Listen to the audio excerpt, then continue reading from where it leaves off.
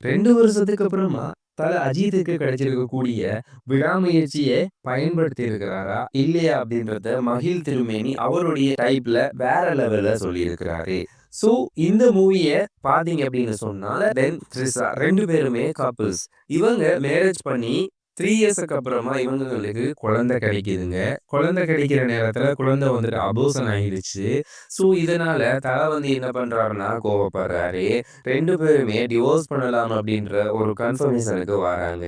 வந்த நேரத்துல last time அவங்களுடைய அப்பா வீட்டுக்கு த்ரிஷா வந்து கிளம்ப போற நேரத்துல அஜித் சொல்றாரு, "நம்ம லாஸ்ட்டா ஒரு டிராவல் பண்ணலாம்" அப்படின்ற ஒரு ஐடியாவுல டிராவல் பண்ண ஆரம்பிக்கிறாங்க. ஆரம்பிக்கிற நேரத்துல காரு ப்ராப்ளம் ஆயிடுச்சு. ஸோ இதுக்கப்புறமா தல என்ன பண்றாருன்னா, த்ரிஷாவ ஒரு கப்பிள்ஸ் கூட வர்ற கப்பிள்ஸ் கூட சேர்த்து அனுப்பி வைக்கிறாரு ஒரு ட்ராக்ல. அதுக்கப்புறமா த்ரிஷா கார வந்துட்டு கிளியர் பண்ணிட்டு, த்ரிஷாவ வந்து மீட் பண்றதுக்கு அதே கப்பிள்ஸ்ட்ட வந்து கேட்கிறாரு, "என்னுடைய வைஃப் எங்க?" அப்படின்னு. "நீங்க யாருன்னே தெரியாது. இதுக்கப்புறமா உங்கள நான் எப்படிங்க பார்க்கறது?" அப்படின்னு சொல்லிட்டு அந்த கப்பிள்ல இருக்கக்கூடிய போய் வந்து சொல்றாரு.